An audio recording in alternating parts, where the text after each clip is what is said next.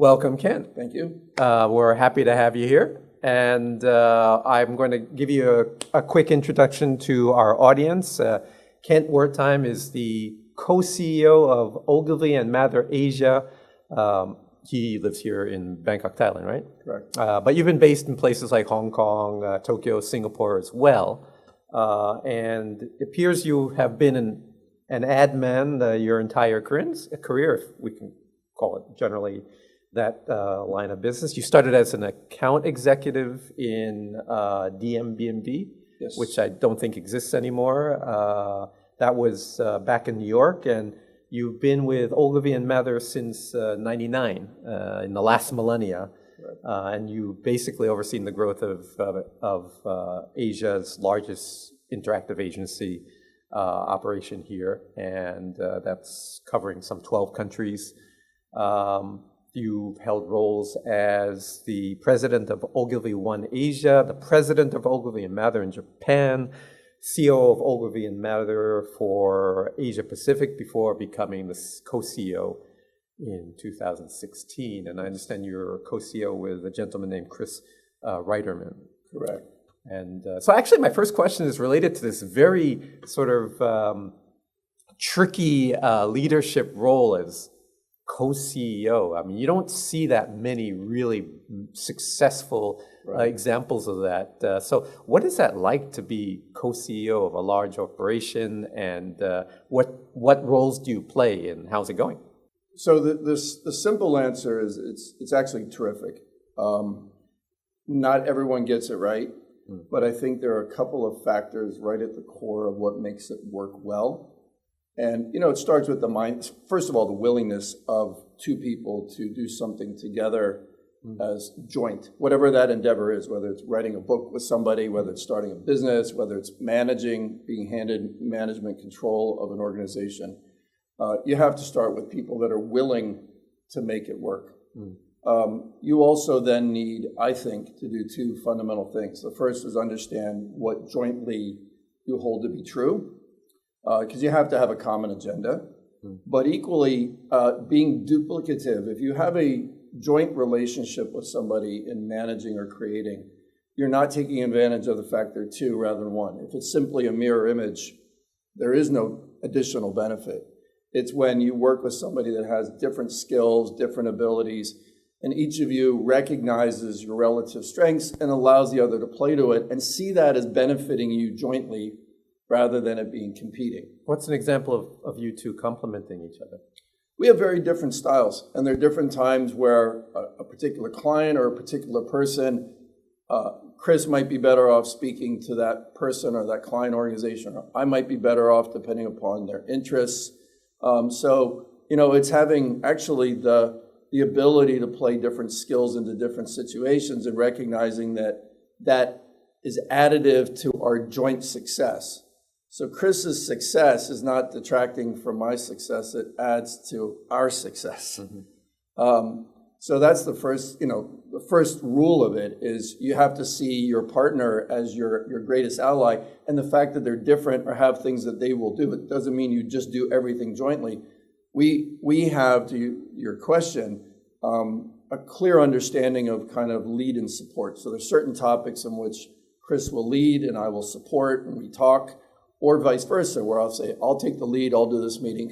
So we said from the very start, and in fact, we jointly said to our then boss who was proposing this, that we wouldn't do the job if it was ever seen as splitting. Meaning you don't own certain functions and he doesn't own certain functions, you decide on everything together? Is that what you mean? Well, meaning, yeah, we have a common agenda, because otherwise it becomes an organization of Kent followers and Chris followers, and that's not good for an organization. We have to have, and if we have disagreements, we have them in private, or if we have different views, we share them and we get to a common view, because what you don't need is people, when you have two leaders, feeling they've got to play two different people, or they're two different camps, or that I can go from one route and get something from that boss, but I can't from that one. And then within an agency, you have multiple skills that are brought together around a client problem. So there are times where you sit and work on your own, but it is fundamentally a collaborative industry that's built around the belief in collaboration. Any with specific clients. example that you could share? Could be a small thing.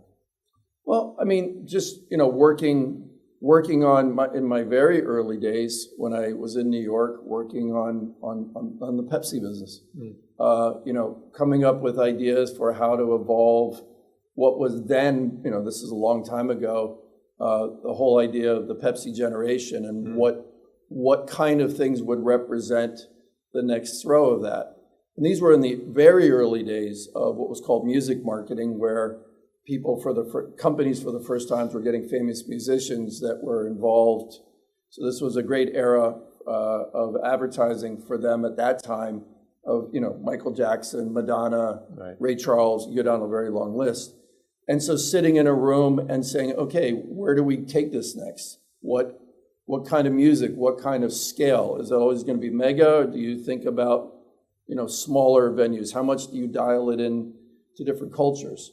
And that's another interesting aspect of collaboration, is it's one thing to sit in a room if you are both from a particular culture or country where the context can be very diverse. But then when you're working across a region like Asia, you can say one thing, but that may play very differently in Japan than it will in India. And you've got to be open to the notion that this idea you love has to dial into truly different social contexts. So collaboration, again, needs to be flexible enough to flex, not just to the individuals you're dealing with, but what we create goes out into the world. So it's not about what we think in the room, it's what it does in the marketplace. Right. But you don't want common denominator, you want something that's universally impressive. Yeah, and what often happens with our business when it's done well, and I'd say we pride ourselves, that Ogilvy prides itself on our ability to do this, is to create big ideas that act as a platform for brands, but then those platforms dial in differently to different cultures. We had talked before, one of those great examples is Dove and Real Beauty. Right. So Real Beauty certainly is a global idea because it is a global issue. Women's self-esteem, the portrayal of women in beauty and health-related advertising across the world is an enormous topic because there's lots of money spent and a lot of players doing it. Unilever and Dove have taken a very strong point of view, which is the essence of that campaign. But how Real Beauty shows up in India is different than how it shows up in New York. And so you can have a consistent general, what we call a big idea, a platform idea, but it certainly can dial into the issues of the society. So in the case of Dove, we've done a wonderful piece called Stop the Beauty Contest, which is really about what happens with young women in India in arranged marriages when they're in the process of meeting potential partners, and how that can feel to a woman.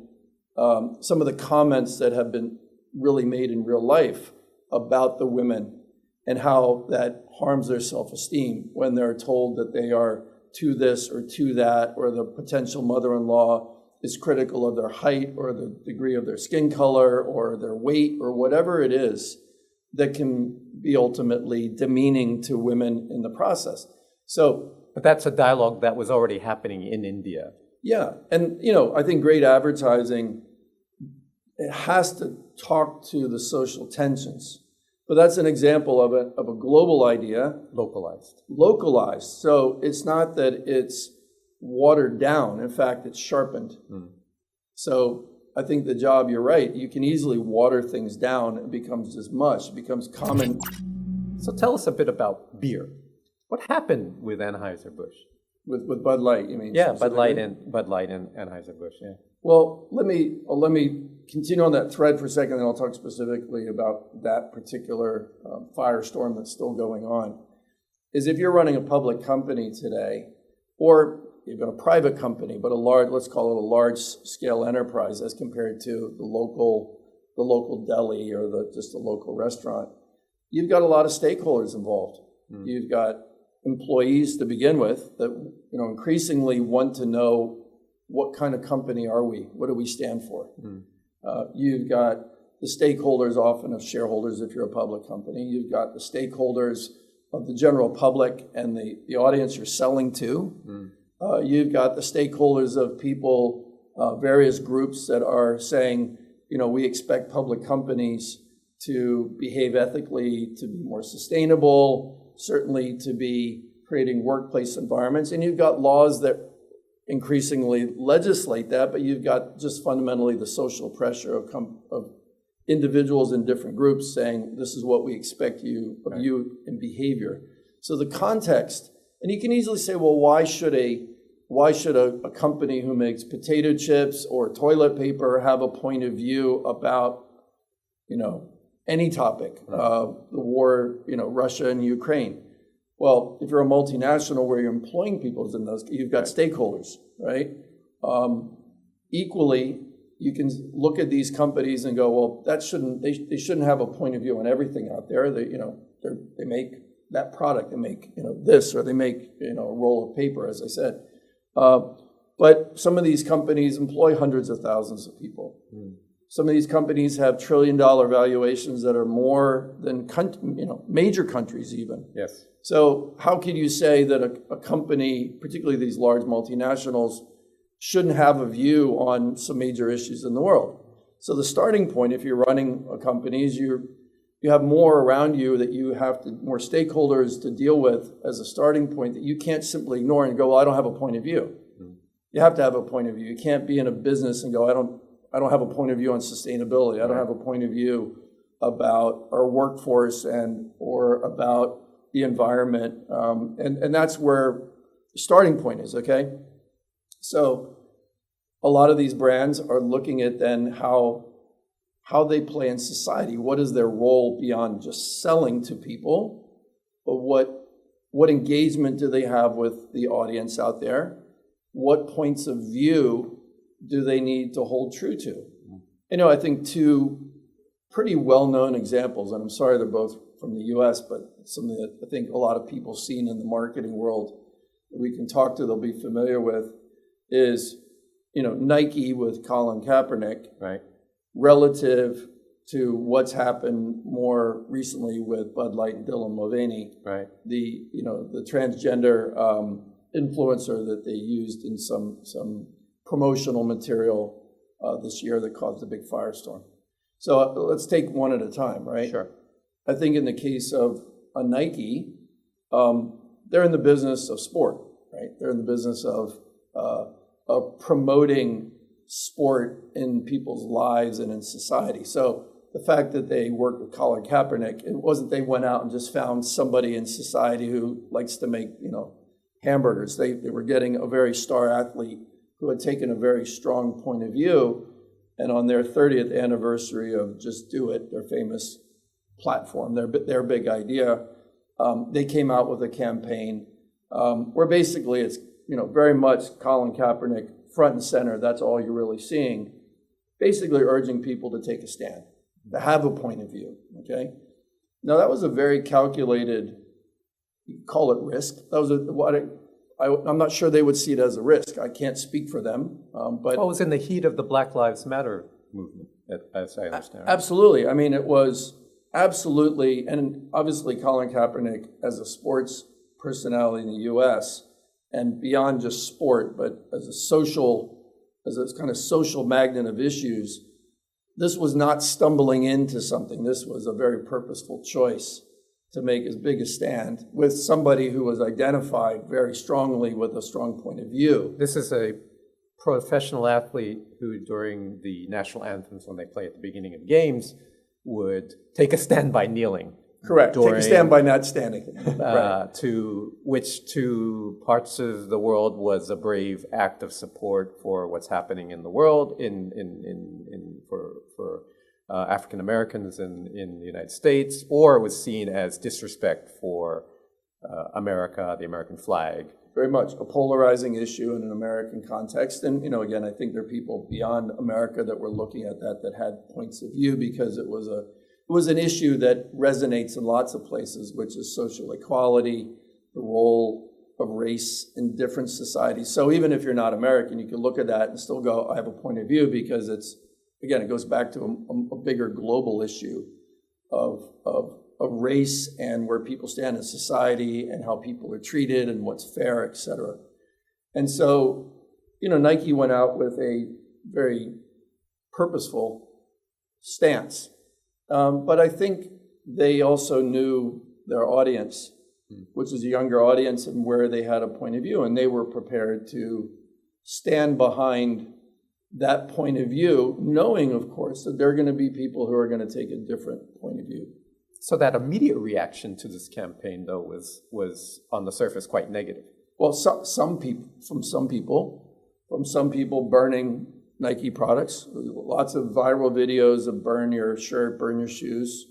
But I think a lot of the research showed that it only, for the people who were the true Nike believers, it only further reinforced their love of the brand. Mm-hmm. So, you're making decisions. You can't make a decision as a mass brand today that's going to please everybody. There's almost nothing you can do today where somebody can't take a contrary view if they wish to. Even if you think it's the best thing in the world, there can be somebody saying, well, that's unfair, that's not right.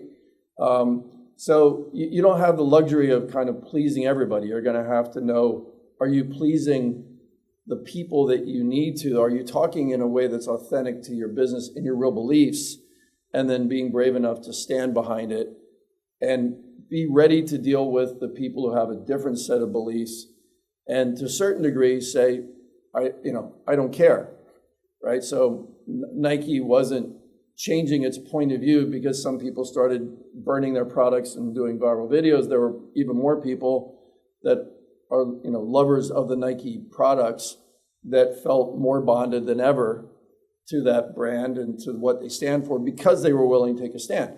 So you have to have a set of beliefs and a willingness and look ahead and anticipate that there are going to be people that have a differing view, and increasingly, unfortunately, those differing views get more and more aggressive in the way they react, whether it's boycotts, burnings, hate speech.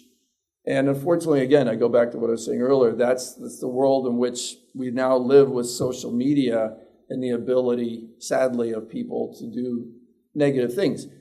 That's a very direct way. Unfortunately, there's malicious actors today that can do deep fakes, that can make claims that you didn't claim. I mean, there's a whole raft of even worse things that are happening. It's one thing if you go, I don't like what you say, and I don't want to use your product. It's another thing when you start to malign a product or make false statements about it, which doesn't happen as often, but it's also happening. And technology, sadly, is enabling, again, the good, but it's also enabling the bad. But in the case of Nike, in this case, because their conviction was behind their message and they leveraged social media very well, it actually turned into a very positive case for them. I think their share price actually, overall, went up as their sales went up. Just to cap off on this case, what do you think is the main message connected to Nike's brand that resonated with their significant customer base in that whole campaign? The main message is the one they put on the tin, which is you have to have a point of view, right? You can't just be a bystander, because Nike, just do it, is an active statement. It's an encouragement to be on the pitch or be, and it doesn't mean you have to be an athlete. It means get in the scrum. It means put on your shoes and go out and get on the road and run. It means don't be a bystander. And so it's one thing when a company wishes to kind of get in a social discussion that somehow seems very distant or unrelated to their purpose or their role or what they do as a product.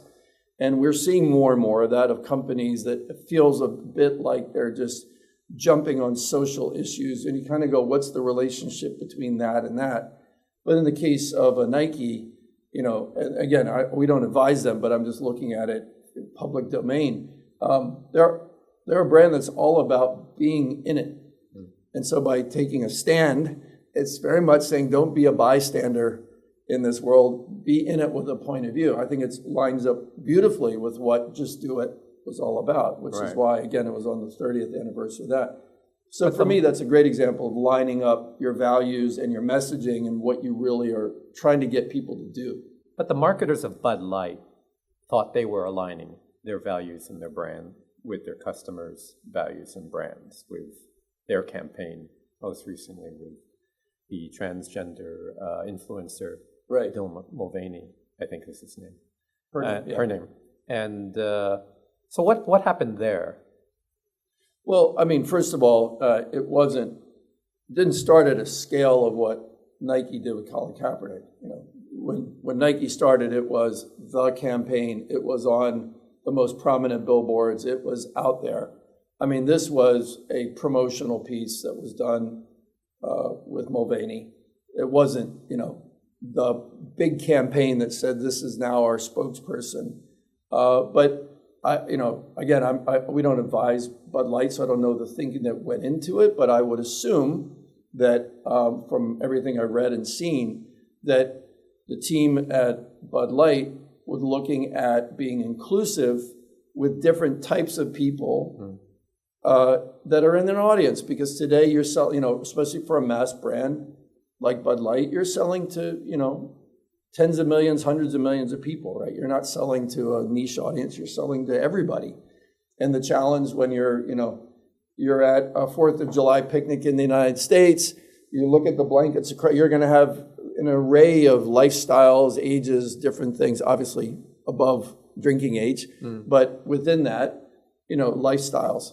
And so I think it was, a desire, like many brands have, to be inclusive. And generally speaking, the world is moving towards a desire to be inclusive and tolerant of more and more audiences and lifestyles. Right. That differs across the world.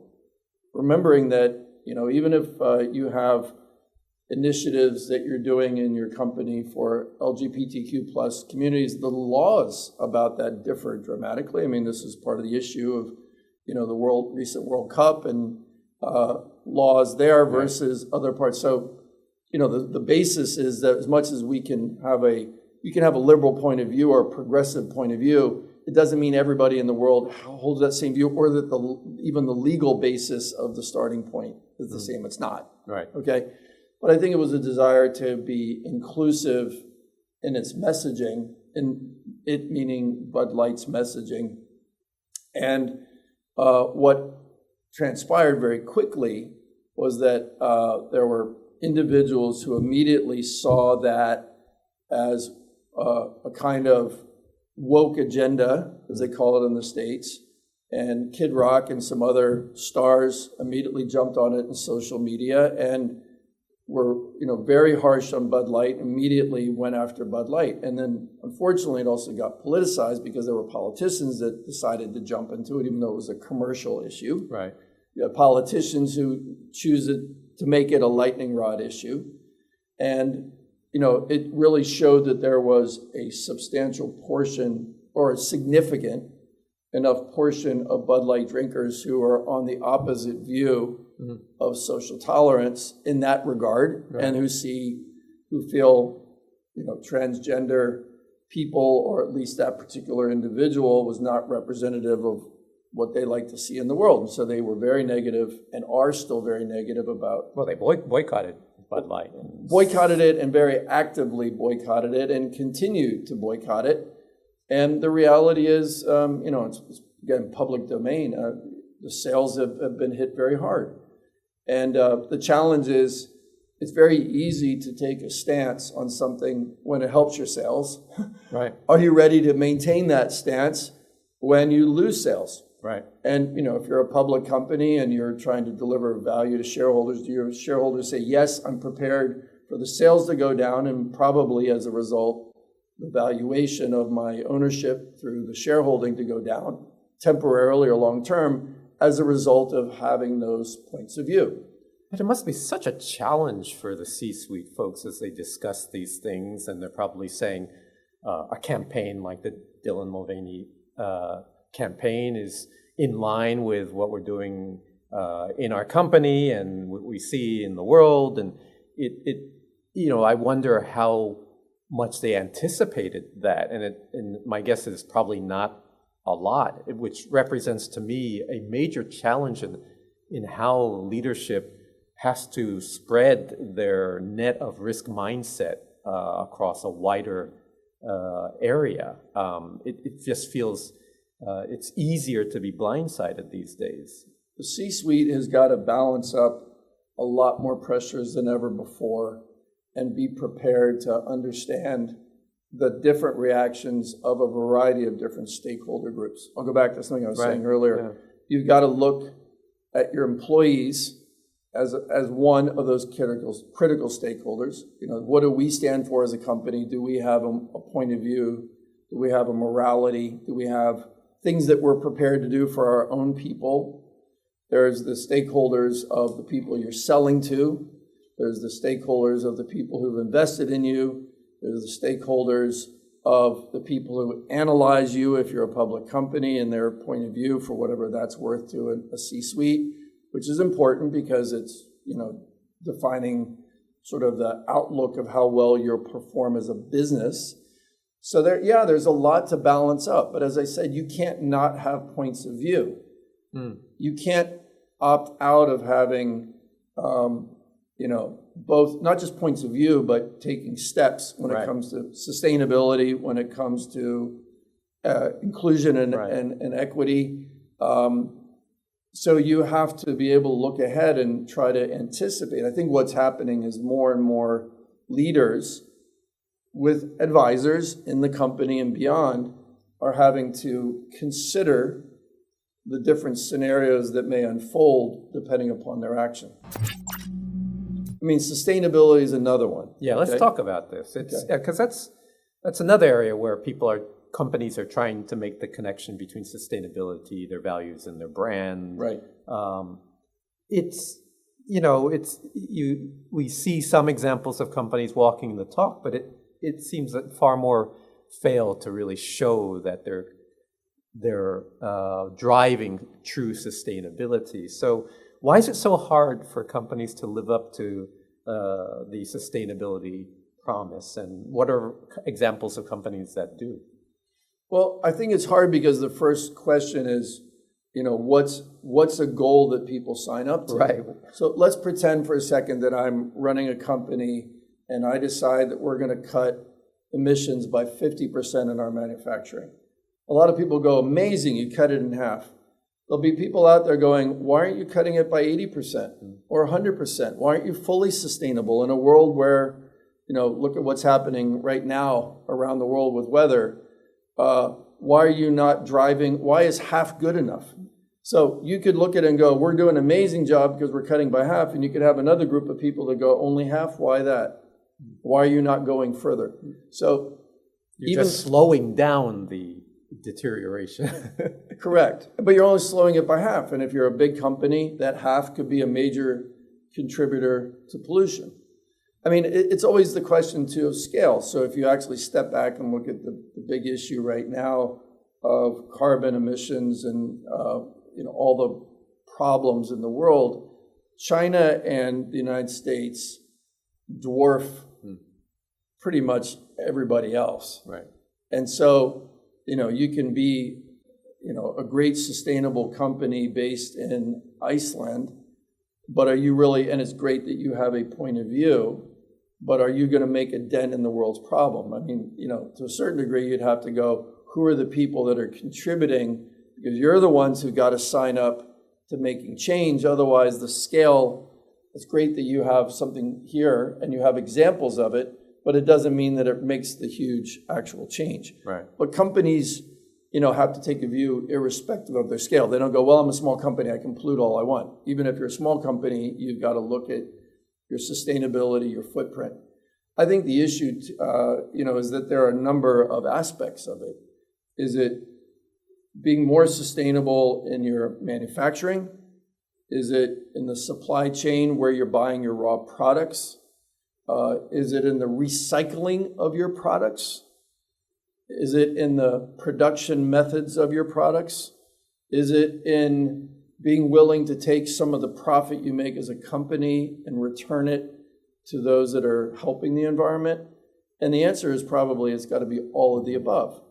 Now, it's not easy to change all of those or to communicate all of those. And, when you look at the world of sustainability, there are, we discussed, certain names that immediately are the poster companies of it. Right. Patagonia, which has really staked its reputation and future for a very long time. This isn't a recent thing. Very long time ago, they made that commitment across everything they do. So and I think one of the reasons it's helped as an example is you can go down almost every aspect of how they operate, from sourcing to, renewable fiber or recycled fibers rather than brand new fibers, to the dyeing techniques they use, to the money they give back from the profit. And I think that's one of the reasons that would be a poster child. They're not just saying, well, we're cutting emissions in our factories. They're saying we're looking at the entirety of what we do to be more sustainable. Because they were born with those values. They were born with those values. They built their business around those values. You're seeing more young companies that, are part of this world where their ethos is to fundamentally construct their business, right, whether it's, sustainable sourcing of coffee beans or, right, driving into new areas like, alternatives to meat, right? So that's a whole industry born out of saying we need an alternative to what is one of the biggest ecological issues we have, which is the consumption of meat and everything that goes into the herding of animals to create the output of meat. And so we're going to create a product that fundamentally is going to be a game changer versus saying I have just a product and I'm going to change it. Right. So there's a whole new array. Companies and startups can do a Patagonia and sort of start with those values, but large organizations trying to go back or trying to reshape the way they do things, it's quite hard, and that must be a lot of the type of clients that you would have, right? Yeah, it is. It is hard, but you don't have an alternative. Again, you can't opt out or go, well, it's hard, so we can't do it.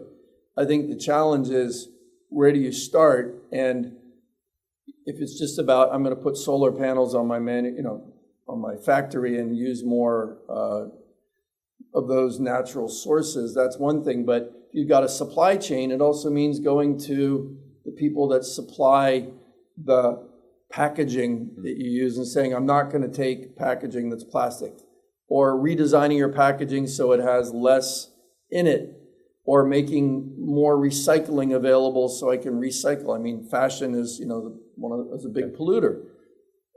How do you recycle clothes? How do you recycle fibers so it's not just throwaway and, filling up landfill? So are there examples in fashion where there like decent attempts are being made at that? I think a lot more of the fast fashion is realizing they need to take part in it.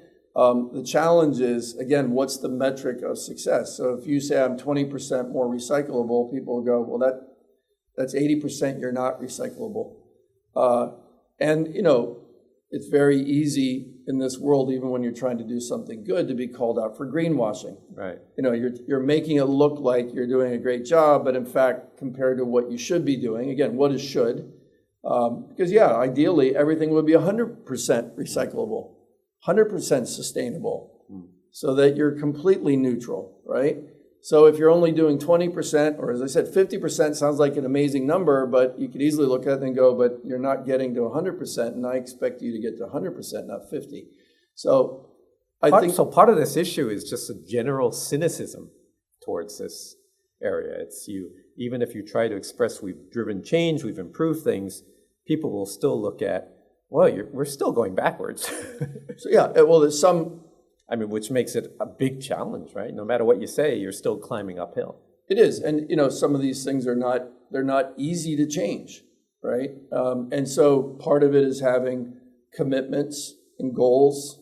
A lot of companies have signed up to, the global goals for, sustainability, and those become a little bit more kind of measurable things that you can be held accountable to, but you need a pathway, because when you have a company with manufacturing sites around the world, hundreds of thousands of employees, you don't turn on a dime.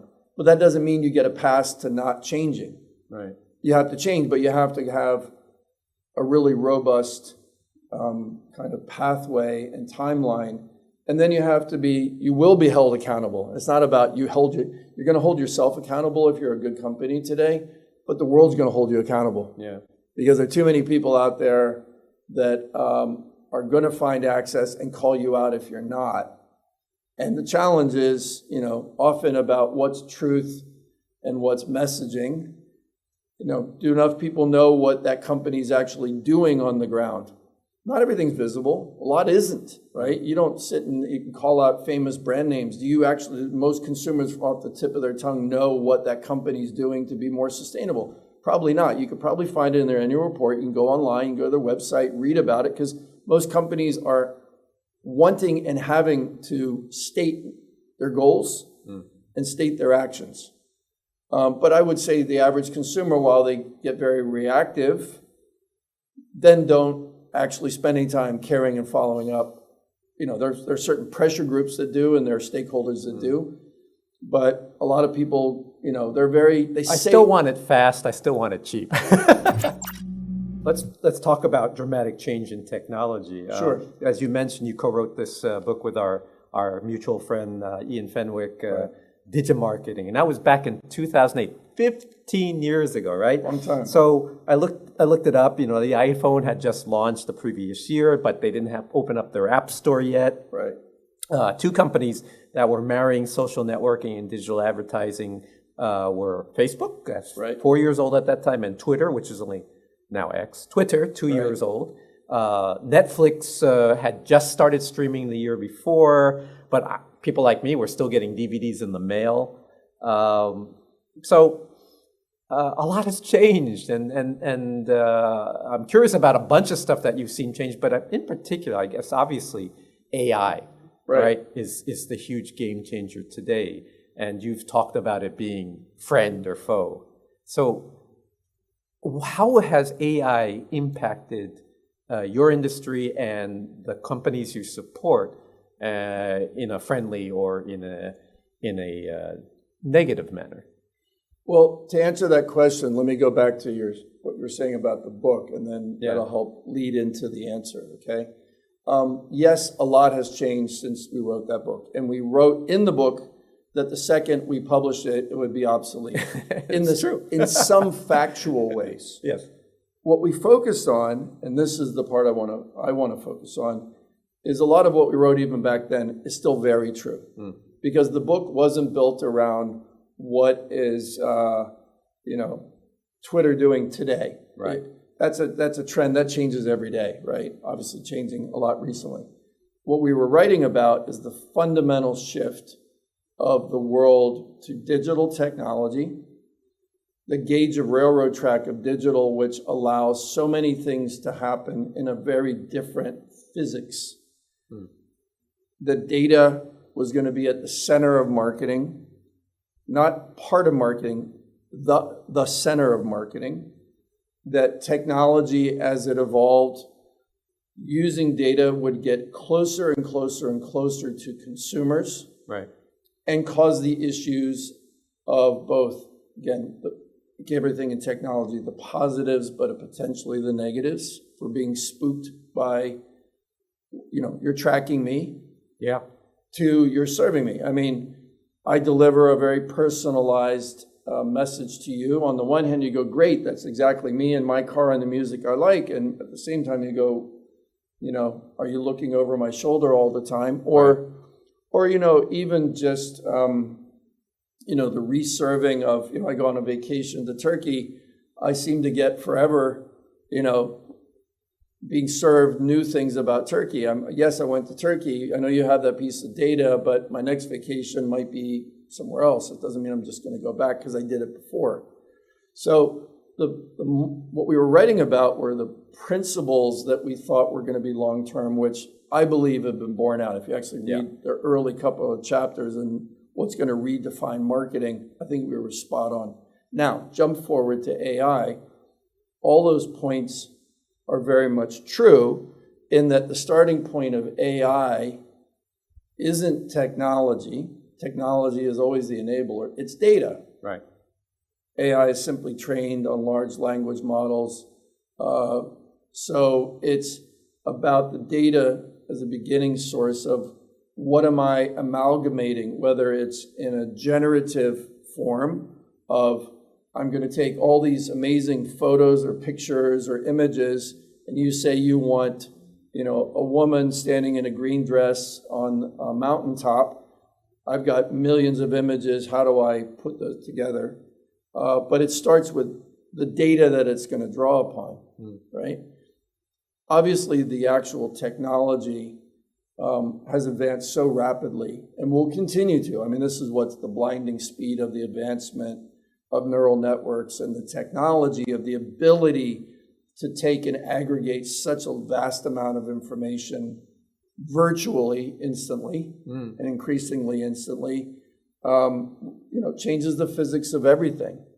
That said, you're still going to have the issue of if there's a human being, it's one thing if your bot's talking to my bot, maybe I'm programming my bot to accept these things but not these things, but if you're still a human on the other side of the screen, you're still going to have to motivate an irrational being that doesn't do predictively exactly what you think they will, even though the predictive model says you will buy that car, you will go on that holiday. You may go, no, I'm actually going to do this instead, because that's the way humans are, right? But there is no doubt that this is a fundamental change on the order of when the internet started.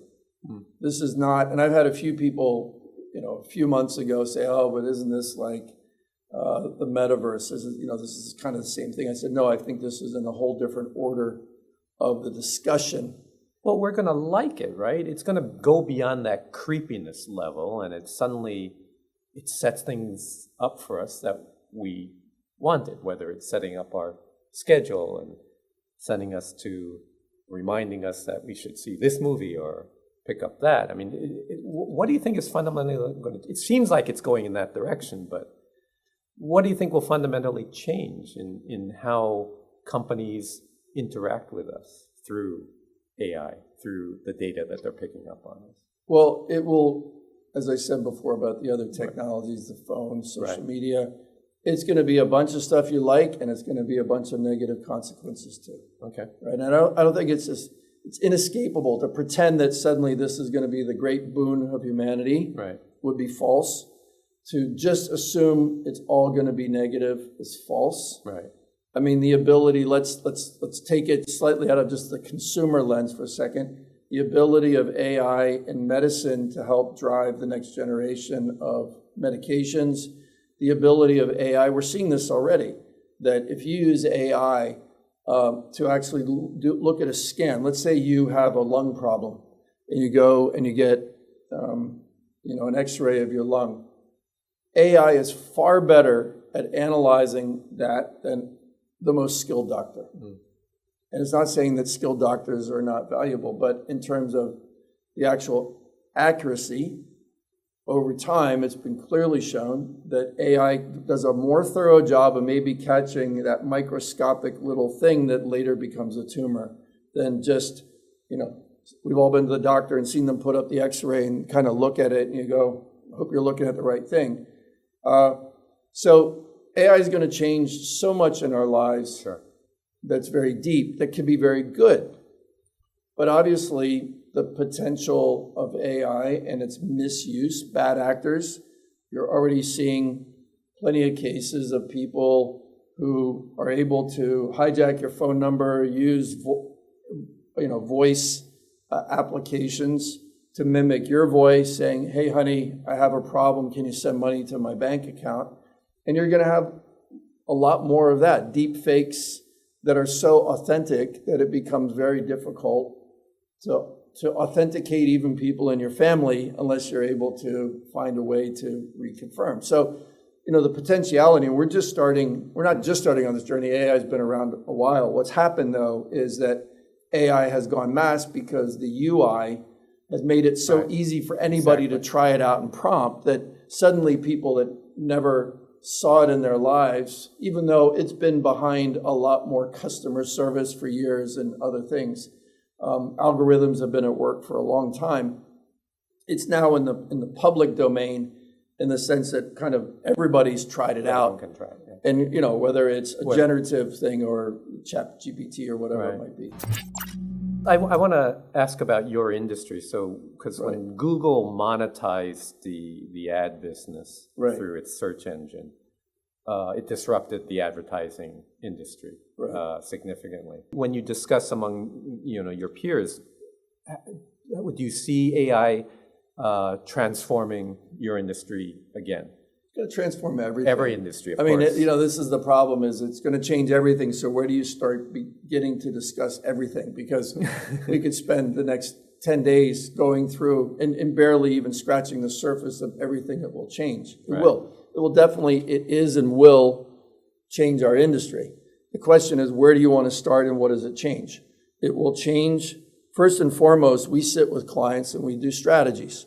So it doesn't start with work, it starts with a strategy. What are we trying to do? What kind of products are you putting out there? Who are you talking to? Which audiences? Where do you have your stores?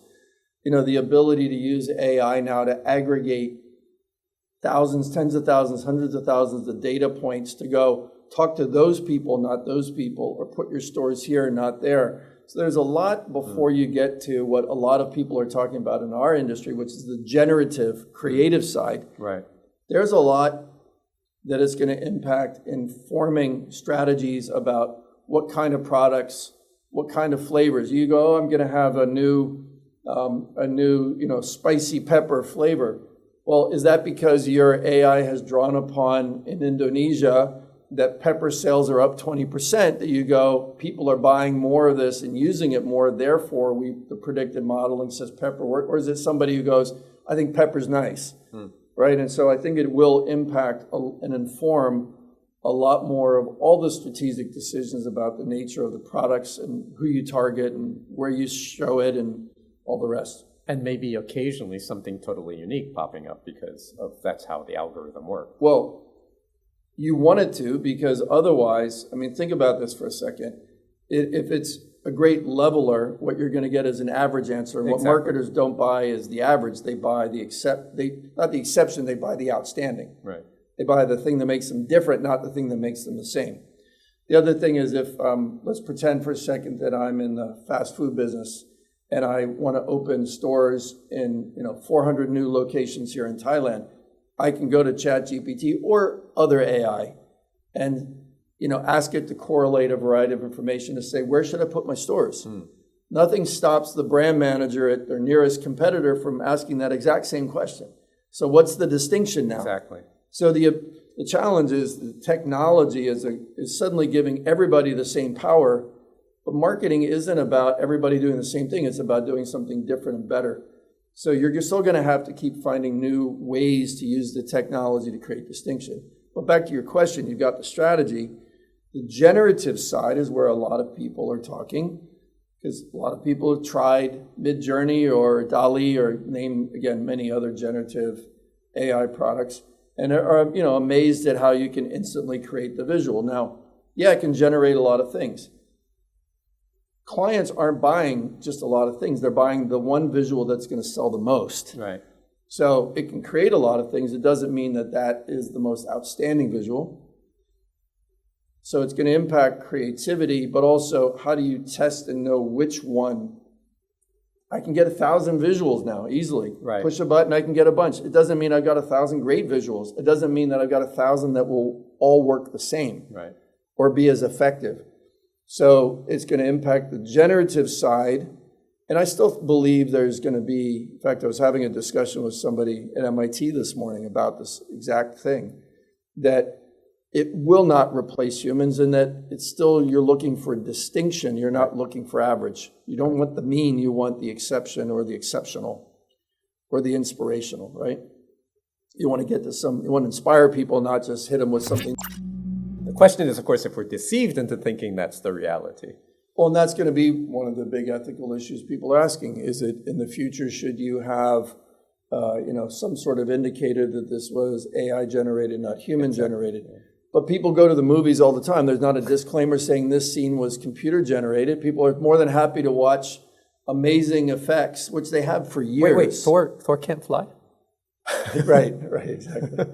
So, you kind of go, well, why is it if I'm looking at an ad, there's an obligation when I'm looking at entertainment, there's not. It's still, in some ways, that entertainment is socializing me even more than maybe one exposure to one.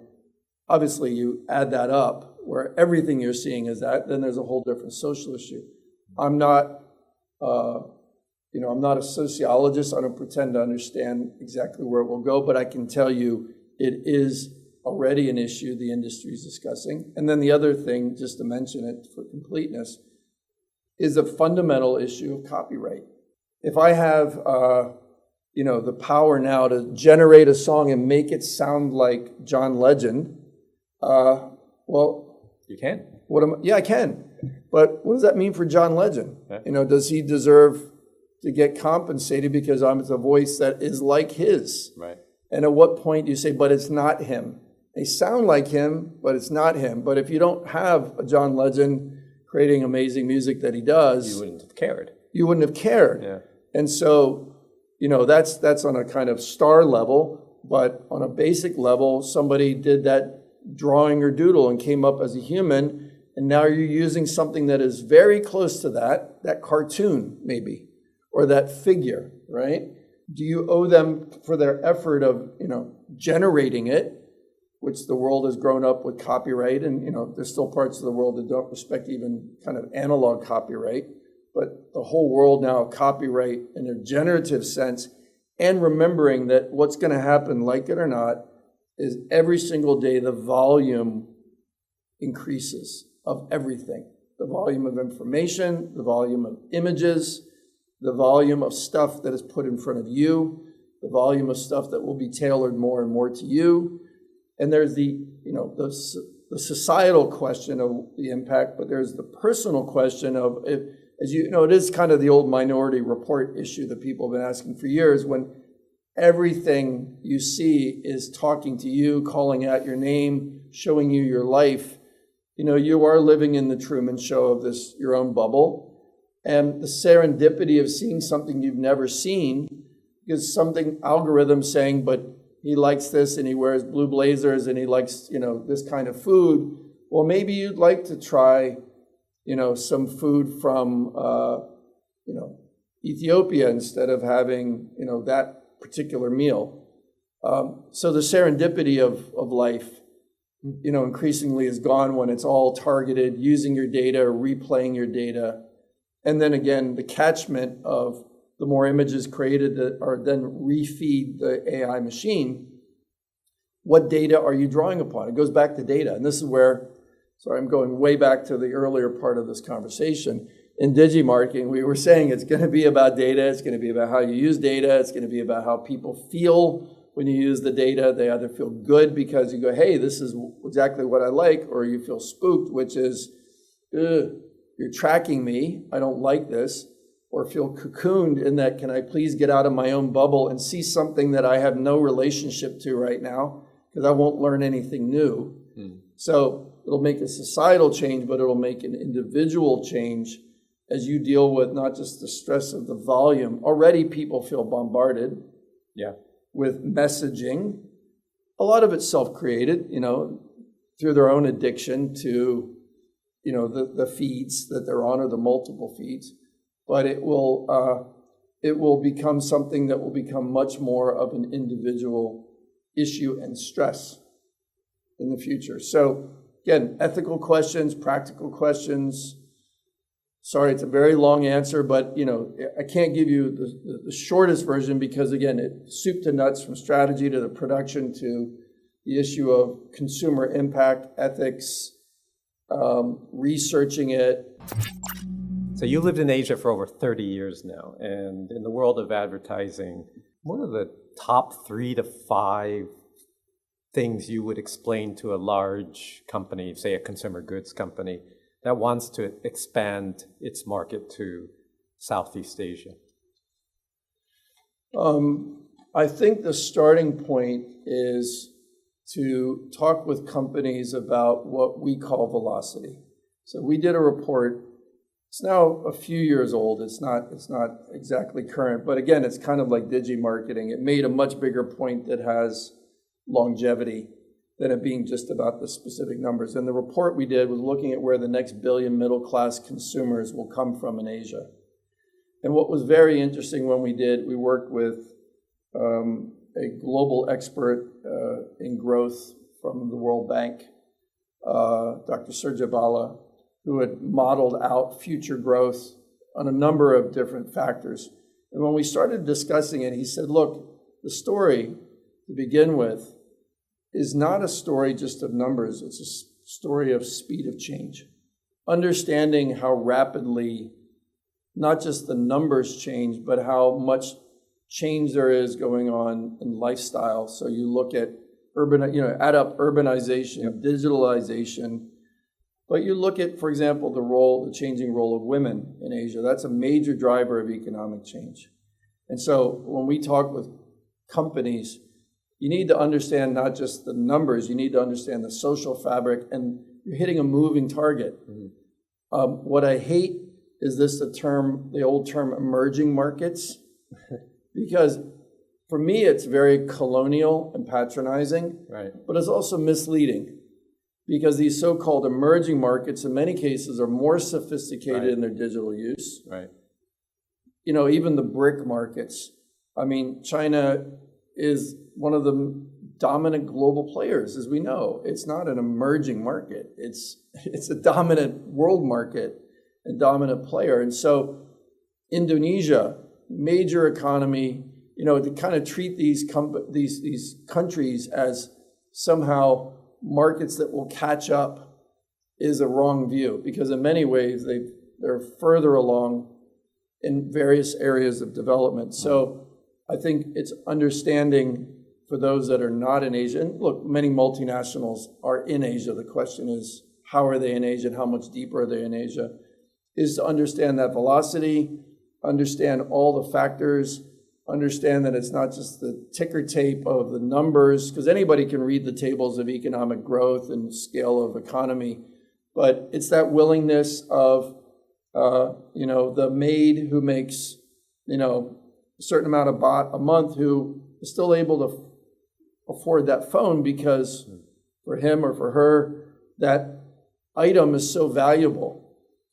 And the other thing is, you can look at the less financially advantaged people. There's an enormous amount of selling of sachets in, 1 million rural villages in India. So you can say, well, it doesn't matter. They're not ABC socioeconomic. There's still incredible wealth through volume in Asia that you have to look at and understand. So I think it's about just coming into it, understanding how you're trying to frame change, scale, speed of change, the factors that are driving that change, because it'd be very easy to get it wrong by applying just kind of a wrong view that's a more classic, or sometimes even, as I said, almost patronizing view of they'll catch up economically. It's, look how much more advanced, e-wallet is here, and what is that going to mean, and how will technology further leap what you should do in your marketing versus, what you might have done in other countries, the West, quote unquote, typically, but not exclusively. The other thing, of course, is, it's not just about companies from other parts coming to Asia. It's much more for us now about Asia going to other places. It's about the Asian growth juggernauts that are penetrating and changing. I mean, if you look at EVs, right? China is the world leader in EVs. Yep. There are great Chinese brands that are coming up that are going to penetrate more of Europe. Absolutely. Yeah. And so there are great companies in all forms that are coming up. And there have been for a long time. I mean, there have been amazing Japanese companies and Korean companies, but they're more Indian and Vietnamese and Indonesian and Thai, and go down the list of it pretty much everywhere. There are great world-class companies that, again, are using the leveling of technology and in some cases a more nimble way of working to leapfrog as global players. And that will happen in the next 10 years, even more. So this is not about this direction, it's often about now this direction. So still an exciting area to invest in. Very much. And invest in it, again, with a vision of these economies domestically growing and changing, but also of corporations that have ambitions, whether it's in ASEAN, so beyond, a Thai company that now has a footprint in ASEAN, but, potentially beyond in Europe. I mean, just look at the Premier League and look at the names on the shirts. It shows the way the world economies change. It does go back to another issue, which we don't have time today, but I'd be happy to talk about on another day, which is, everyone has said the globalization's gone into reverse. I still think there are counter arguments to that. What does that mean? There are a lot of people that said the promise of globalization, is you've had much more kind of parochial thinking of governments that have become anti-immigrant, that want to bring manufacturing back on shore, that more insular view that somehow this globalization was a raw deal for humanity and for our people. There's been a pretty big reverse of globalization's the great level of the world. You've had a lot of pushback, particularly in economies that have seemingly suffered in manufacturing, the United States being one, but UK and others. I don't think that's necessarily all true. And, like many things, it goes through phases. And, we live in an interconnected world. There's no unplugging that. Even if you have more and more political pressure of people that are saying, my country first. And you see that in many places in Europe, there's more of that happening. The reality of consumer goods, technology, just the fact that the world is feeling differently in different places, but in totality, the impact of the environment. We live in one world. And so I do think there's going to be a lot more in the coming years about the next wave of globalization, and add AI to it. AI is not as simple. There isn't one AI. If I'm sitting in India, if I'm sitting in Beijing, or if I'm sitting in the US and I prompt AI, does that deliver something that is reflective of what I think is beauty, or what I think is, insert any other adjectives that you want to use? Does it dial into, what I'm looking for? And so there's that's going to be a factor as we, get more and more technologically advanced, more connected, but also, again, needing still to recognize that the world is very different. Right. As we know, right? God bless the differences, because that makes humanity fascinating. If we're all become this one neutralized thing. All right, Ken, thank you very much. Thank you. Pleasure. Thanks. Thank you.